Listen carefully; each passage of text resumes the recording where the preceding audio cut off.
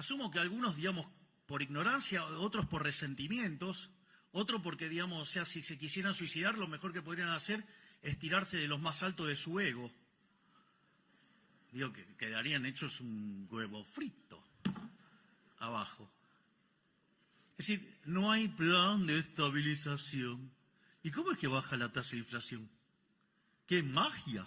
Es increíble porque aparecen algunos economistas diciendo, no, bueno, pero el atraso cambiario. Acá hay un problema de atraso cambiario.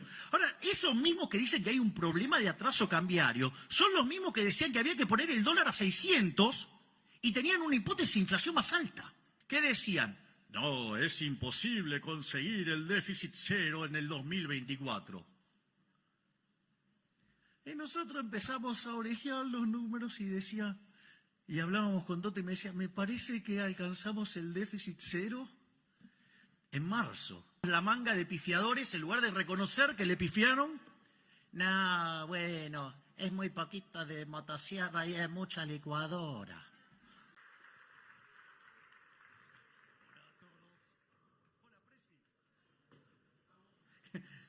Hola a todos. Si no, no soy yo. Bueno, buenas noches. Muchas gracias a la Fundación Libertad por permitirme ser parte de esta reunión,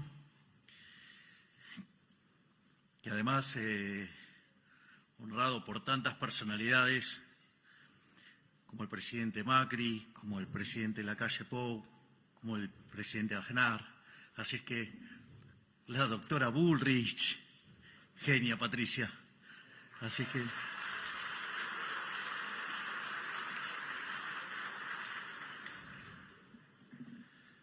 Obviamente que al momento de que uno tiene que elegir una ponencia, digo, tiene que acostumbrarse y acomodarse a lo que son las necesidades del momento y al lugar donde está. Y dada la discusión, digamos, que hoy está tan presente en Argentina sobre el tema de la inflación, sobre la discusión del tipo de cambio y ese tipo de cuestiones, y dado que estoy frente a un público calificado, un público que está acostumbrado a recibir análisis económico, la intención de esta charla es básicamente contarle cómo es nuestra visión de cómo enfrentar y atacar y exterminar de una vez por todas el problema de la inflación en Argentina, que tiene una fecha de inicio clara, que es cuando se creó esa institución nefasta que está en Reconquista 266, llamada Banco Central de la República Argentina.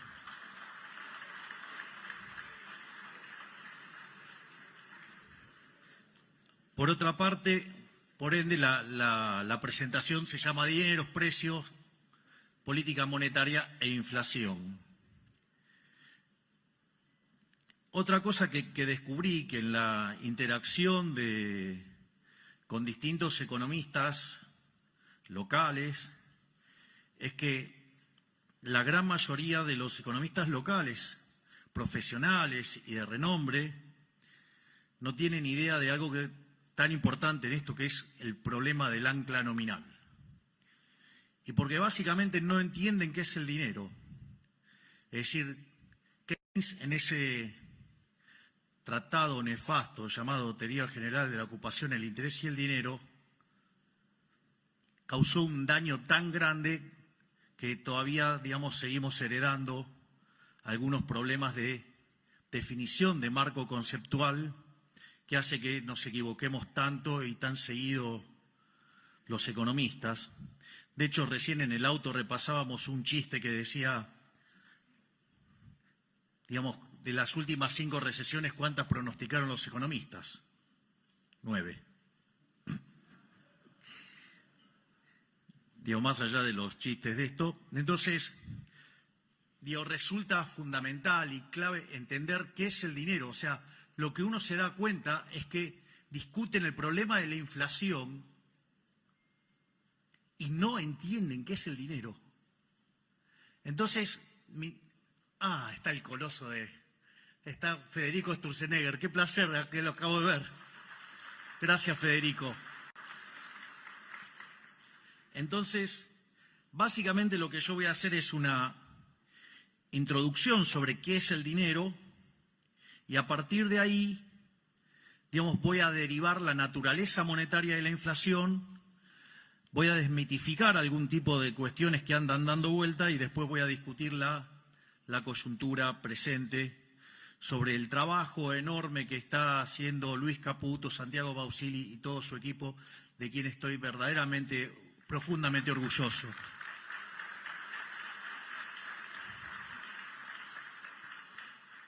Entonces, lo primero es, si no hubiera dinero, ¿cómo sería la economía?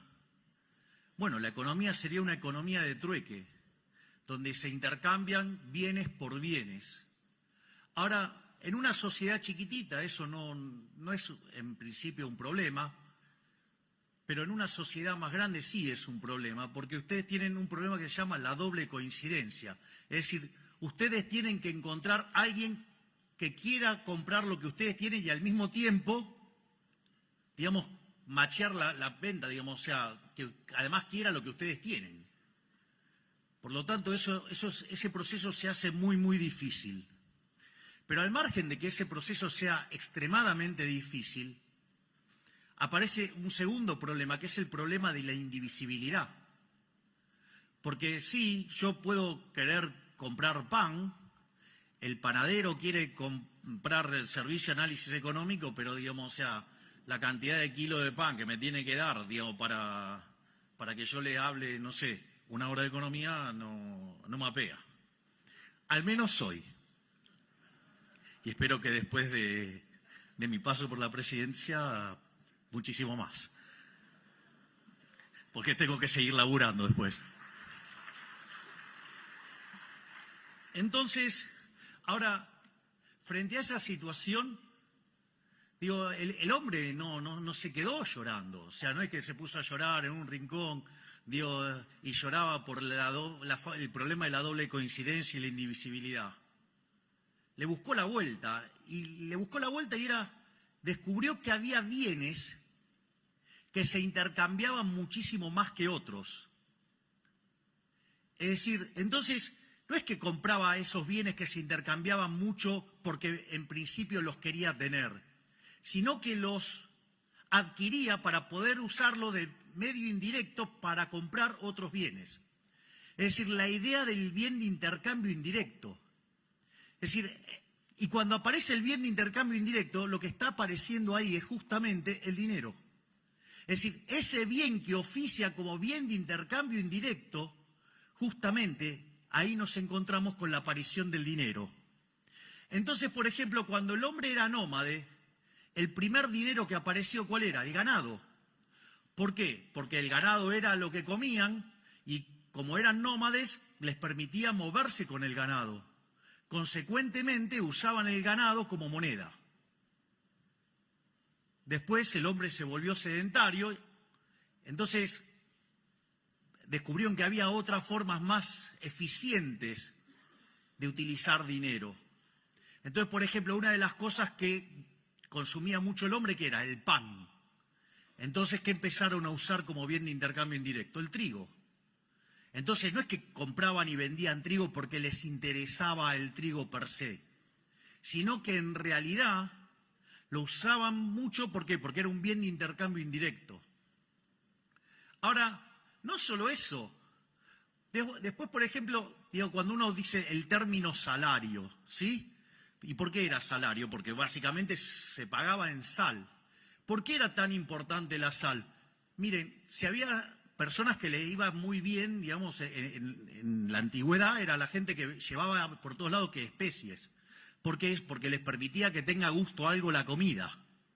¿Ustedes se fijaron en lo que es comer la comida sin nada de condimento? Es una inmundicia. Dios se lo digo, no sé cómo es algo gracioso, pero traten de hacerlo, es una cosa horrible. En especial, fíjense que es lo que le pasa cuando se ponen a dieta. Digo, hay algunas dietas que son un poquito más complicadas, sobre todo la de gasto público. Pero bueno.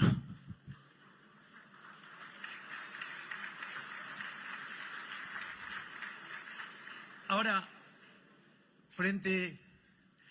más que aplausos, deberíamos estar regocijándonos que por primera vez le estamos dando duro y parejo al gasto público. Estamos cumpliendo el sueño de Rothbard. Es increíble, ¿no? Una caída real del 35% del gasto público. Vamos, muchachos, eso es sacar al Estado del medio. Es decir, la verdadera presión fiscal es el tamaño del Estado. Si le pegamos semejante recorte, vamos que les estoy devolviendo libertad a lo loco. Pero bueno. Es más, volviendo al tema de la sal, ¿por qué la tradición de darle la sal a la otra persona, de ponerla y no dársela directo en la mano? Porque dicen que si no sería mala suerte. ¿Y cómo era el tema del pago? Venía el tipo con un saco, imagínense, entonces le pagaba con un saco de sal. Imagínense si cuando ustedes estaban manipulando la sal, se caía. Y era mala suerte, era una pérdida instantánea seguro. En ese contexto, por eso que se apoyaba la sal y se pesaba, y ahí se hacía el intercambio. Ha habido otras monedas, como ser el tabaco. Es más, cuenta una historia Milton Friedman en una de sus conferencias que dice que en la Alemania, después de la Segunda Guerra, cuando viene la hiperinflación, usaban clavos, usaban coñac, y dice que es la definición de dinero líquido más líquida que había conocido. O sea, había encontrado el verdadero M1. Chistes de economistas. No se hagan problema. O sea, la próxima charla vengo con los subtítulos.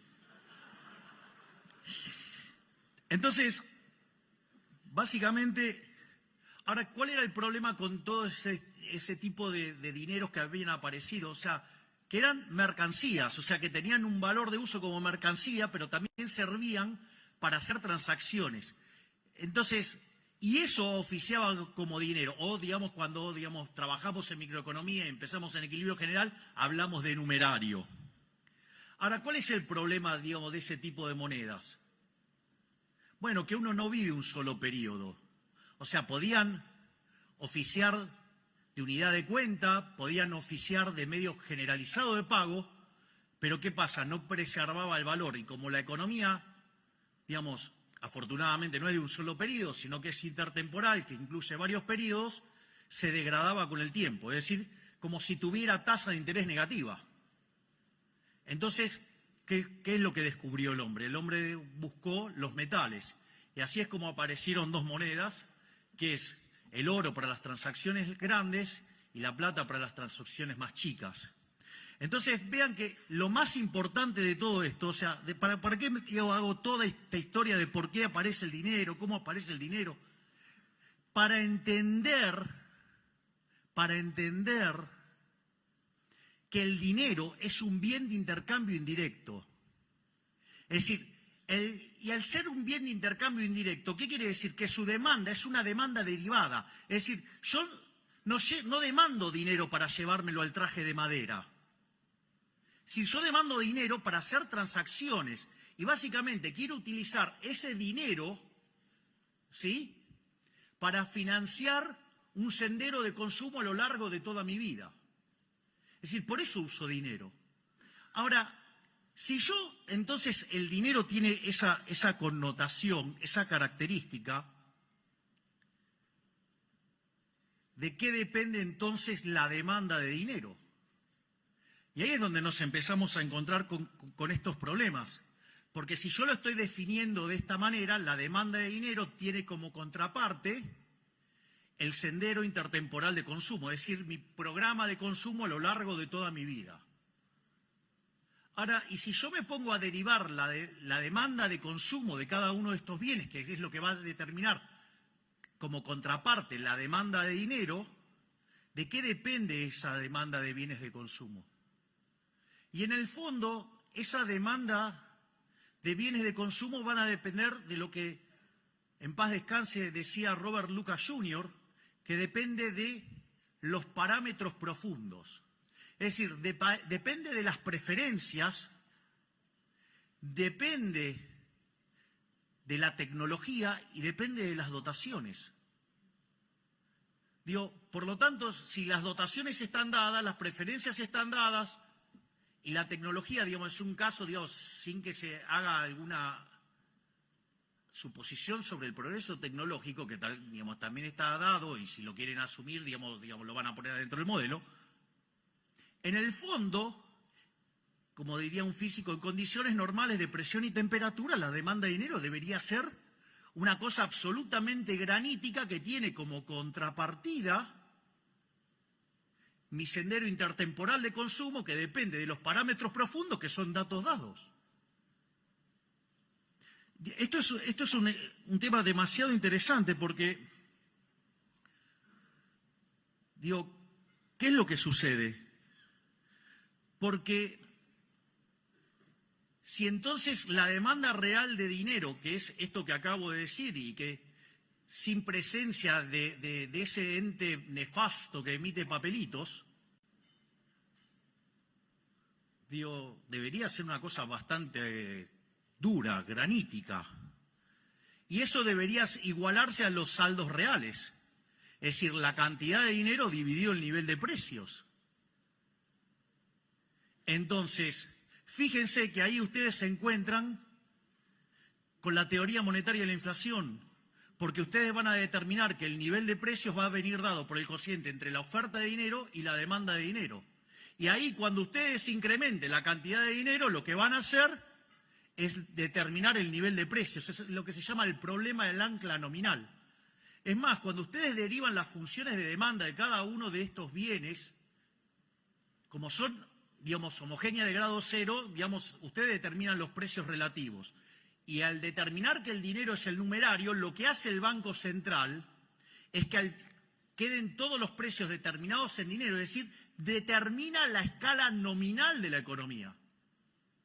Es decir, el famoso ancla nominal, es decir, la forma en la cual yo estoy anclando el nivel de precios es fijando la cantidad de dinero.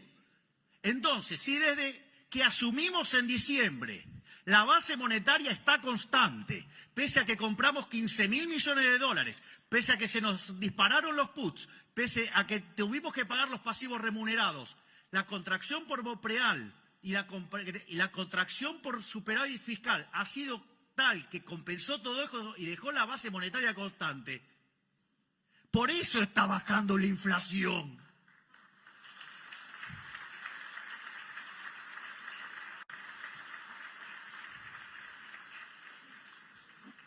Después voy a seguir con los temas que tienen que ver con la actualidad. Pero, cuando dicen, algunos economistas profesionales, asumo que algunos, por ignorancia, otros por resentimientos, otros porque, si se quisieran suicidar, lo mejor que podrían hacer es tirarse de los más altos de su ego. Que quedarían hechos un huevo frito abajo. Es decir, no hay plan de estabilización. ¿Y cómo es que baja la tasa de inflación? ¡Qué magia! No, dejamos constante la cantidad de dinero. Es más, cuando ustedes hacen la configuración de un programa de estabilización, tiene básicamente 3 elementos centrales. Tienen una política fiscal, tienen una política monetaria y tienen una política cambiaria. En el plano cambiario nosotros nos encontramos con una brecha del 200%. Es increíble porque aparecen algunos economistas diciendo, no, bueno, pero el atraso cambiario. Acá hay un problema de atraso cambiario. Ahora, esos mismos que dicen que hay un problema de atraso cambiario son los mismos que decían que había que poner el dólar a 600 y tenían una hipótesis de inflación más alta. Nosotros los pusimos por el equivalente a 1000 y tenemos menos inflación. Podrían ser por lo menos, coherentes para ser intelectualmente no tan deshonestos. Ese es una de las cosas. La otra parte es la política fiscal. Déficit cero. ¿Qué decían? No, es imposible conseguir el déficit cero en el 2024. Y nosotros empezamos a orejear los números y decía, y hablábamos con Toto y me decía, me parece que alcanzamos el déficit cero en marzo. ¿Para qué? Me puse no bullish. El pobre Guillermo Franco sufriendo. ¿Qué tal, Guillermo? ¿Cómo está? Tire la ley, se haga lo que quieran. Total, con esto, digamos, el programa, vamos a lograr todo esto a pesar de la política. Y vaya que lo estamos haciendo.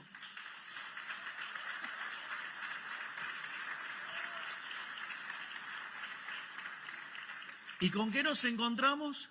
Que eso que era imposible, lo logramos en el primer mes. En enero alcanzamos el equilibrio financiero, es decir, tuvimos superávit primario y además pagamos los intereses, o sea, alcanzamos el equilibrio financiero. Entonces, ¿qué dijeron, digamos, la manga de pifiadores? En lugar de reconocer que le pifiaron, no, bueno, es muy poquito de motosierra y es mucha licuadora. Digo, pregunten qué pasó con la obra pública. Pregunten qué pasó con las transferencias discrecionales. Pregunten qué pasó con los intermediarios de los planes. Pregunten qué pasó con la cantidad de empleados públicos. Me parece que la motosierra es un poquitito más grande. De hecho, la mayor parte del ajuste es motosierra. Y les voy a decir algo, a veces la licuadora, si se vuelve permanente, también es motosierra. Que quede claro, entonces. Es decir, con lo cual, o sea, la motosierra final es cuestión de tiempo, hasta que terminemos de estabilizar. Es más, y aquellos que dicen, no, bueno, pero ustedes no son liberales, subieron los impuestos. ¿Subimos los impuestos? Yo suelo utilizar un ejemplo muy interesante para entender el robo que es la política monetaria, que es el caso de una economía que hace transacciones en oro, ¿no? Entonces, supongamos que tenemos una economía que hace transacciones en monedas de oro y aparecen ahora por acá un par de amigos míos, aparece un físico y aparece un químico y me traen la fórmula para convertir el plástico en oro. Entonces, ¿qué empezamos a hacer? Empezamos a comprar plástico. Entonces, ¿qué empezamos a hacer? Empezamos a falsificar oro. La pregunta es, si yo ese oro lo tuviera guardado en mi casa, o tengo un problema de autoestima y entonces quiero alardear que tengo toda una casa de oro y no es de oro, digamos, de todo oro falso, entonces agarro y hago todo eso. Hasta ahí no hay ningún problema, porque yo ahí no estoy cometiendo ninguna estafa, hasta ahí no hay nada, o sea, lo único que estoy haciendo es falsificando. ¿El problema cuándo aparece? El problema aparece cuando ese oro falso yo lo meto adentro de la economía como si fuera bueno. Y cuando hago eso, ¿cuál es el problema? Estoy aumentando la oferta de oro. Y al aumentar la oferta de oro, el poder adquisitivo del oro cae. Es decir, que todos los precios expresados en unidades de oro suben.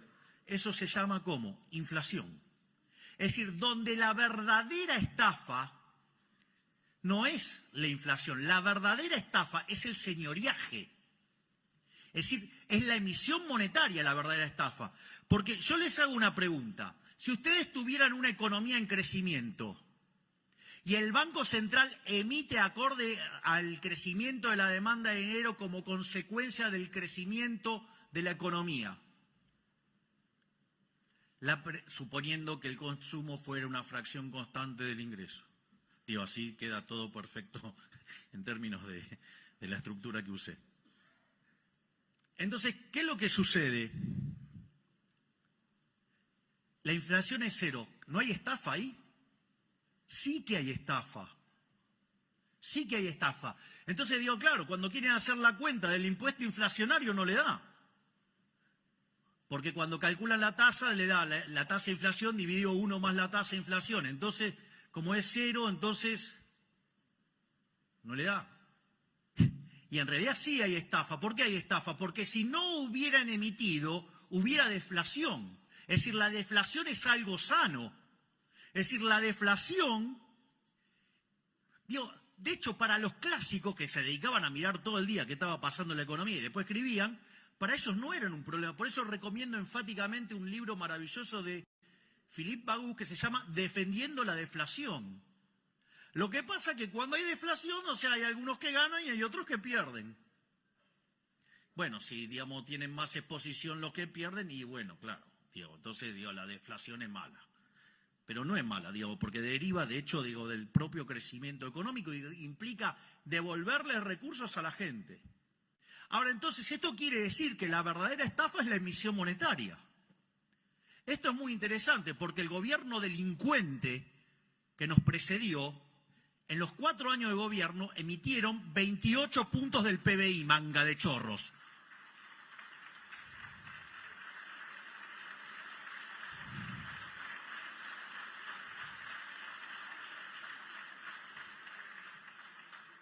No solo eso, porque de esos 28 puntos del PBI,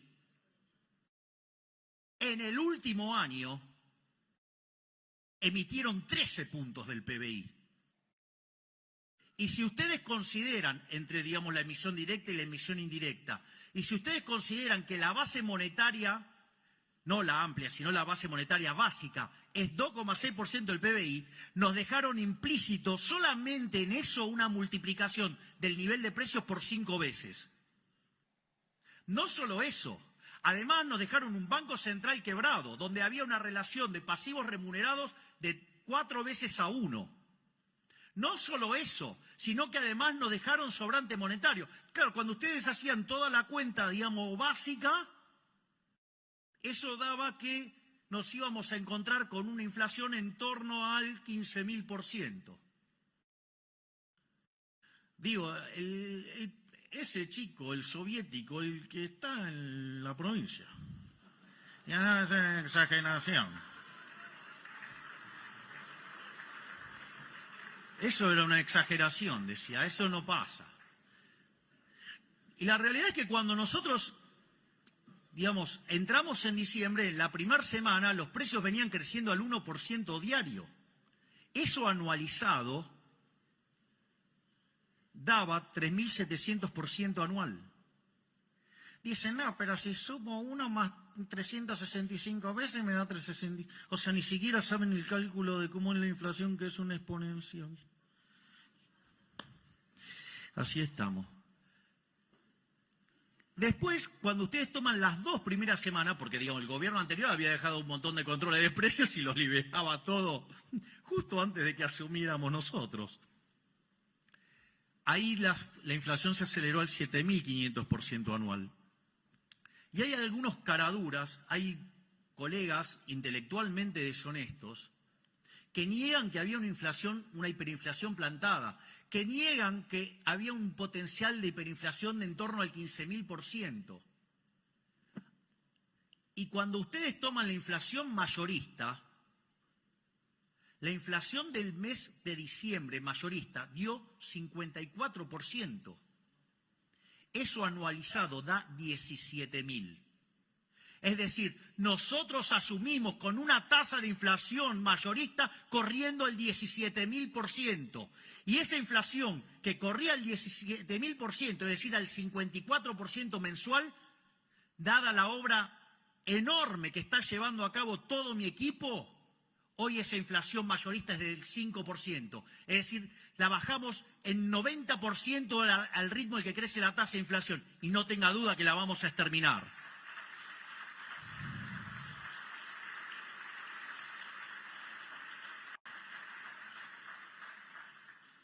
Entonces,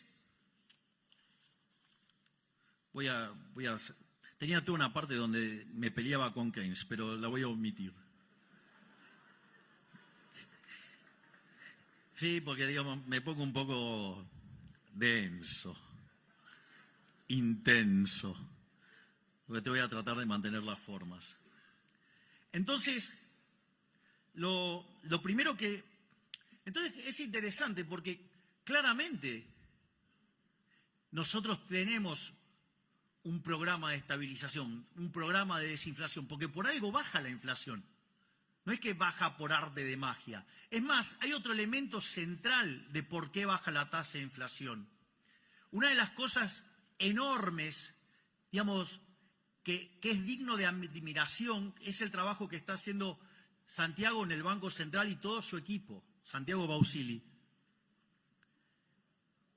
¿Esto por qué es tan importante? Porque miren, cuando ustedes tienen un Banco Central quebrado, es decir, que quiere decir que los pasivos valen más que sus activos, la única forma donde ustedes corrigen la quiebra tradicionalmente es mediante un tremendo fogonazo inflacionario, de modo tal que los pasivos monetarios se achiquen. Y cuanto más quebrado están, la tasa de inflación que ustedes necesitan es muchísimo más alto para dejar en equilibrio el patrimonio neto. Entonces, en la medida que ustedes tienen un nivel de precios de hoy, en la medida que ustedes van a una quiebra del Banco Central y necesitan licuar eso, implica precios más altos, ¿no? Una inflación más alta implica... Entonces, cuando ustedes toman el nivel de precios que deja en equilibrio el balance del Banco Central respecto al nivel de precios que tiene hoy, unen eso, les da una línea y la pendiente de esa línea es la tasa de inflación. Entonces, conforme ustedes empiezan a limpiar el balance del Banco Central, lo que están bajando es la tasa de inflación. Esto es un tema muy interesante. Es decir, el trabajo que hace el Banco Central es fundamental, el saneamiento es fundamental para bajar la tasa de inflación. Es decir, ¿pero qué quieren que le diga? Si había uno que decía, no podés dolarizar, si no hay fideo y no hay tuco, y me invitó con el fideo, hay tuco, fideo con tuco. Pues se equivocó, pero es más fácil tirar volquetes de estiércol antes que reconocer el error. De hecho, una de las cosas, miren, digamos, si lo que están murmurando se comieron el verso, lo siento, I'm so sorry. La vida es así. De hecho, fíjense que nosotros teníamos varias propuestas de dolarización. En la medida que íbamos avanzando, algunas se nos caían, otras quedaban en pie. La única que me quedó en pie es la que habíamos propuesto nosotros, que era tomar los pasivos del Banco Central, los activos del Banco Central, pasarlo a títulos de mercado, que obviamente tienen un descuento enorme, ¿sí? Y con esos títulos ponerlos contra los dólares y haciendo todas las correcciones que esos títulos subieran de precio, y eso ofrecía un negocio enorme. Bueno, les aviso que cuando nosotros asumimos, los bonos estaban en $18, póngale 20 para redondear. Hoy los bonos están arriba de 60. Recibimos el riesgo país en 2.900, hoy estamos en 1.150. Es decir, además, estamos haciendo una caída del riesgo país como pocas veces visto en la historia argentina. ¿Y saben qué? Eso predice que para adelante la economía rebota. Por eso, digamos, están tan nerviosos. Por eso utilizan causas nobles para tratar de desestabilizar un gobierno. Porque saben que van a perder y no vuelven más.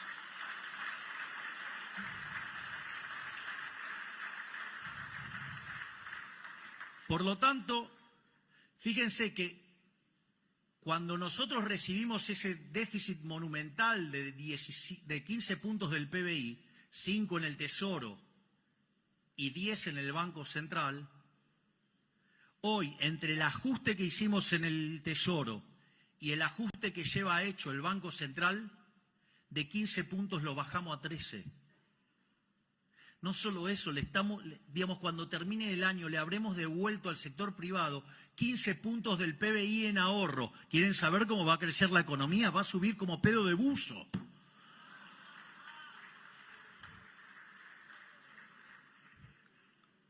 Pero no hay ancla nominal, menos mal.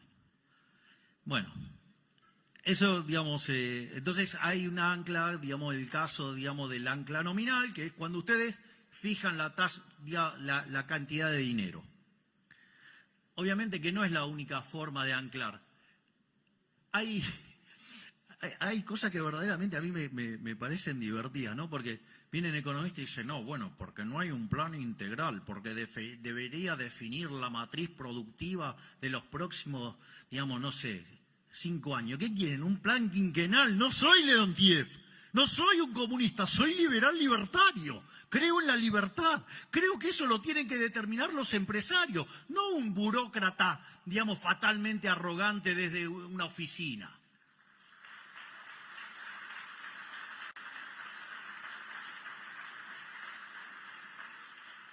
O cuando dicen, no, bueno, pero deberías fijar el sendero de precios, salarios, que no sé. Digo, de vuelta, muchachos, soy liberal, yo creo en el sistema de precios. Es decir, ustedes para poder saber cuál es el vector de precios, deberían de vuelta conocer las preferencias, la tecnología y las dotaciones. Pero si ustedes además lo quieren hacer intertemporal, lo tienen que hacer desde hoy hasta el fin de la historia, ¿sí? Y además, con lo cual tienen que saber cómo se va a mover la población, cómo va a moverse, digamos, las preferencias, cómo van, digamos, a moverse la tecnología. Es más, cosas que ustedes antes creían que no estaban en las dotaciones, pasan a ser dotaciones. O miren si, digamos, o sea, vamos, conquistamos Marte y nos traemos recursos de Marte, qué sé yo, digo, son un montón de cuestiones, digo, que... Entonces, digamos, para poder acertar todo eso uno tendría que ser omnisciente, omnipresente y omnipotente. Es decir, deberían ser Dios. Digo, mire, por mucho que le pesen a los políticos, ¿saben qué? No son Dios. Les diría que son peores que el ser humano promedio. Porque miren, cuando yo entré en política, digamos, y después de un tiempo me preguntó un periodista, así de manera media agresiva, me dijo, bueno, pero usted, digamos, que entró en política y se vive quejando de los políticos, ¿y qué piensa ahora? Entonces le dije, que me equivoqué. Me dijo, vio que al final, que no eran tan buenos. No, me equivoqué para mal, son mucho peor de lo que imaginaba. Entonces, digamos, o sea, por eso el sistema de la libertad funciona mucho mejor, porque, digamos, o sea, estas, digamos, son... Digamos, decir que son monos con navaja es insultar a los monos.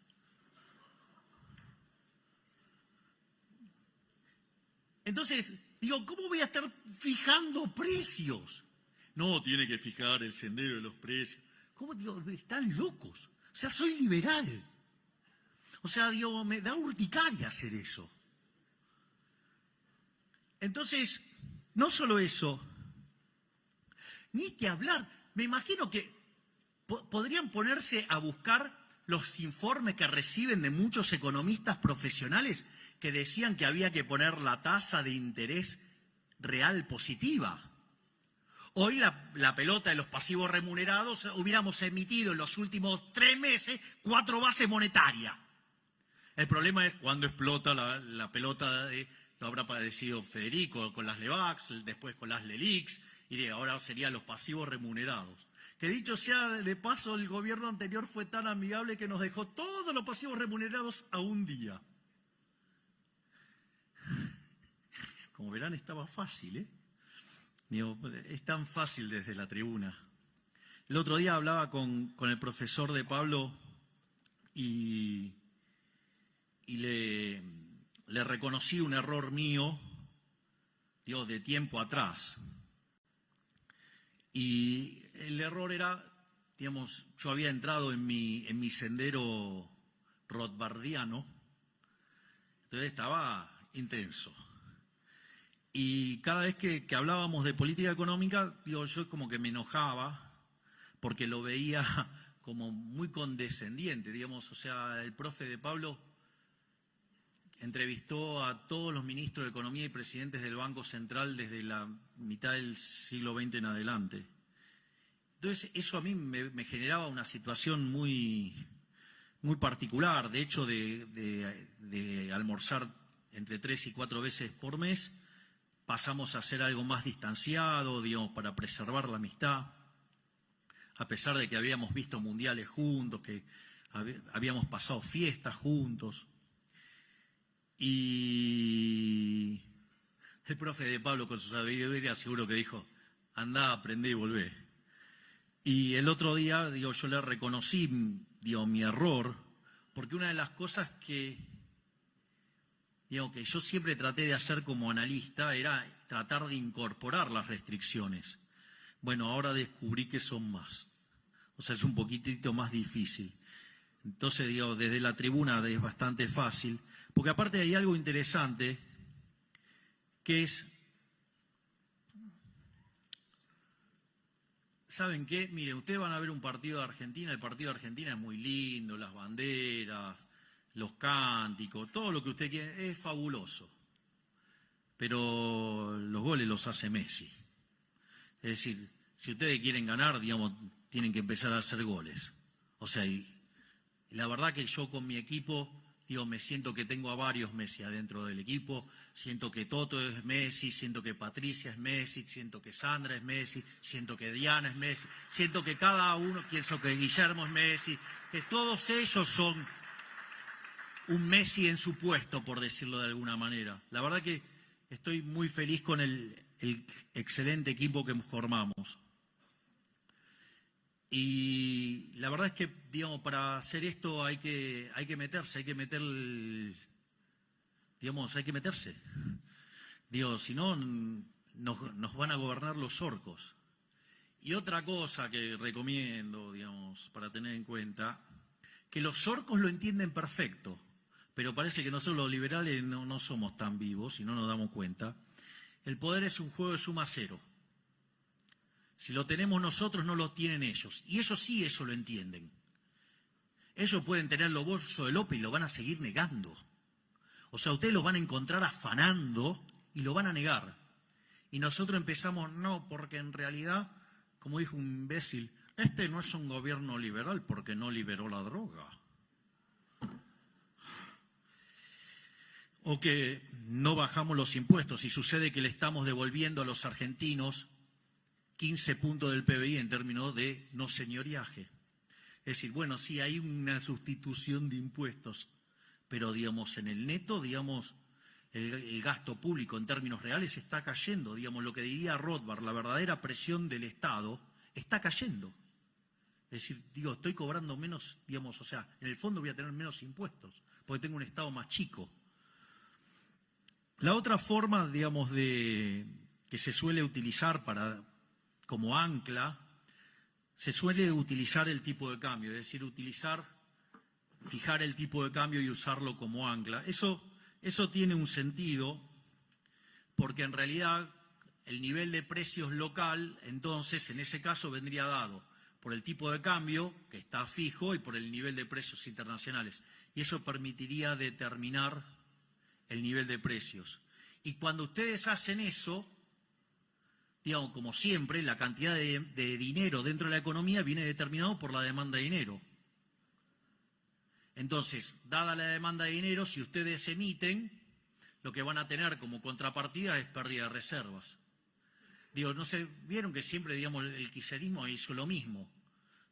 Fija el tipo de cambio porque cree que es el tipo de cambio el que determina el nivel de precio, lo cual es una burrada. Entonces, fijan el tipo de cambio y emiten. ¿Y la consecuencia cuál es? Perdemos reservas. Entonces, cuando no le gusta la pérdida de reservas, entonces, ¿qué hacen? Ponen los controles. Y cuando los controles no son efectivos, porque, la gente se logra escapar, ¿sí? Entonces, ¿qué hace? Mete ley penal cambiaria, porque entonces así, si ustedes deciden salir de la estafa del Estado, entonces, ley penal cambiaria. ¿Por qué? Para que de esa manera aumente forzosamente la demanda de dinero y aumentar la base imponible del impuesto inflacionario. Un impuesto no legislado, un robo. Y después cuando yo digo que el que fugó la plata es un héroe, viene un imbécil y me hace un juicio. Es buenísimo. O sea, el chorro acusando al honesto. Más claro, imposible. Por eso no es que casualidad que tengamos 100 años de decadencia. Si tenemos la cabeza quemada del socialismo en la sangre.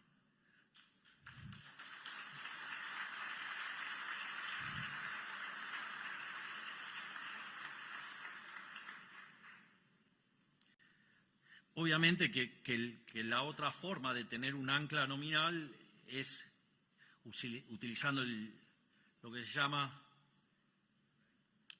el sistema de metas de inflación, pero ahí digamos, el ancla es una cosa más complicado porque en rigor, si ustedes lo quieren pensar en términos de cantidad de dinero, no lo tienen. ¿Por qué? ¿Cuál es el problema? Porque si estoy fijando la tasa de interés, entonces no fijo la cantidad de dinero, y si no fijo la cantidad de dinero no puedo fijar el nivel de precio. Entonces tengo lo que se llama un problema del ancla nominal. Y eso se resuelve ¿de qué manera? Cuando tengo las expectativas de inflación, al tener, digamos, determinados los precios esperados, entonces, si las expectativas están ancladas, puedo determinar los precios de hoy, puedo determinar la demanda de dinero, y al determinar la demanda de dinero, determino la cantidad de dinero y el sistema queda anclado. Eso sí, digamos, hay que tener ancladas las expectativas. Miren, yo creí que tener un banco central que hiciera las cosas bien, digamos, era posible. Es más, mi gran ilusión fue que cuando tuvimos el mejor banco central de la historia, que fue el que presidió Federico, yo creí que podíamos tener banco central hasta el 28 de diciembre del 2017. Digamos que se lo llevaron puesto y así fue lo que gastilló el retorno del kirchnerismo. Entonces, en ese sentido, ahí, a mí, digamos, el Banco Central, solo es cuestión de tiempo, ya lo voy a agarrar. Pero, más allá de todo esto, lo que quiero entonces ahora es, básicamente, terminar con lo que nosotros hemos hecho, ¿no? Digamos, cómo es que estamos logrando bajar la tasa de inflación. Y básicamente, de vuelta, como dije antes, un programa de déficit cero, donde atacamos de cuajo el gasto público, donde obviamente que en la primera parte sobrereaccionamos y el ajuste equivale. Digo, ¿ustedes escucharon lo del otro día, lo del títere? Fue increíble, diciendo, ay, qué ajuste insignificante. Dejó un déficit de más de 5 puntos del PBI. Nosotros lo llevamos a 0,2 positivo y si lo teman en términos anualizados, hicimos un ajuste de 7 puntos del PBI. Y el caradura dice, resultado insignificante. Les cuento que en los últimos 123 años de historia, Argentina tuvo déficit en 113. Quiere decir que tan fácil lo que estamos haciendo no era.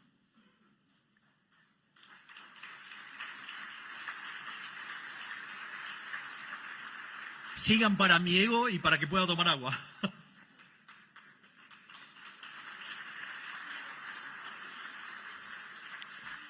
Por otra parte, el saneamiento del Banco Central hizo que de tener un déficit cuasifical de 10 puntos del PBI, digamos, hoy ya está en 4 y va camino a 3. Es decir, cuando vengan las próximas tasas de inflación y volvamos a bajar la tasa, otro punto más le vamos a echar. Entonces, cuando ustedes computan lo que ajustamos en el Tesoro y lo que ajustamos en el Banco Central, ya llevamos ajustado de los 15 puntos, 13 puntos.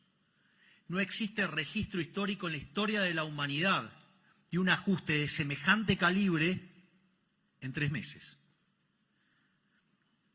Pero no solo eso, sino si ustedes se fijan, tanto los analistas como el Fondo Monetario Internacional, cuando nosotros llegamos, estaba esperando una inflación del 250%,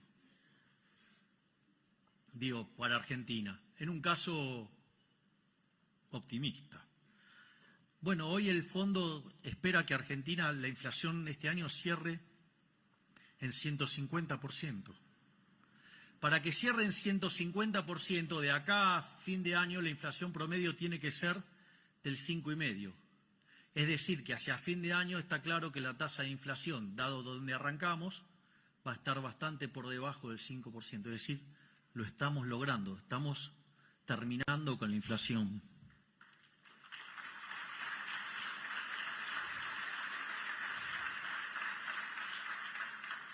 Es más, no solo eso, sino que además el fondo siempre suele ser como muy agresivo en las proyecciones.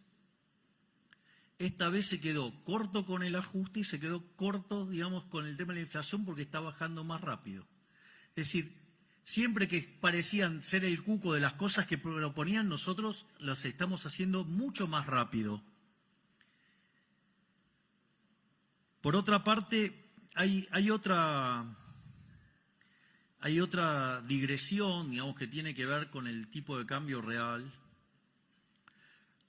Sobre el inicio de la presentación mencioné el tema de algunos que son muy deshonestos intelectualmente diciendo que el tipo de cambio había que ponerlo en 600 y la tasa de inflación le daba más alta. Y ahora se quejan por un tipo de cambio de 1000 y empiezan, no, porque hay apreciación cambiaria, hay apreciación cambiaria. Ahí hay... También, digamos, hay una respuesta a esto, digamos, también con mucha sabiduría del profe de Pablo. Si una cosa es hacer economía, otra cosa es hacer aritmética. Y hay mucha gente haciendo aritmética y poca economía. Aviso que no todos cometen este error.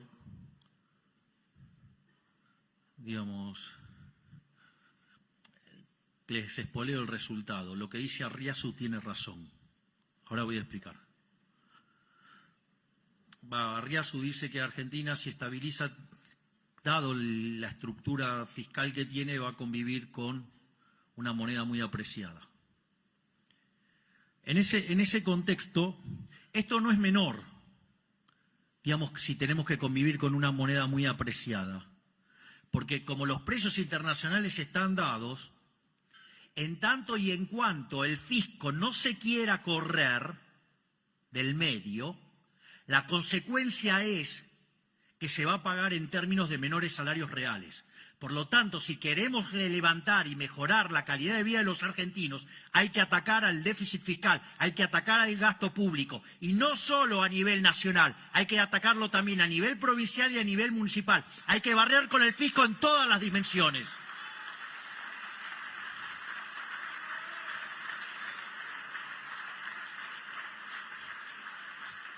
Esto es, la fuente de nuestro empobrecimiento, la fuente de que la gente no le alcance la guita, la fuente de que haya tantos pobres, tantos indigentes y que haya un montón de argentinos cagándose de hambre, es culpa de los malditos políticos que no quieran bajar el gasto público.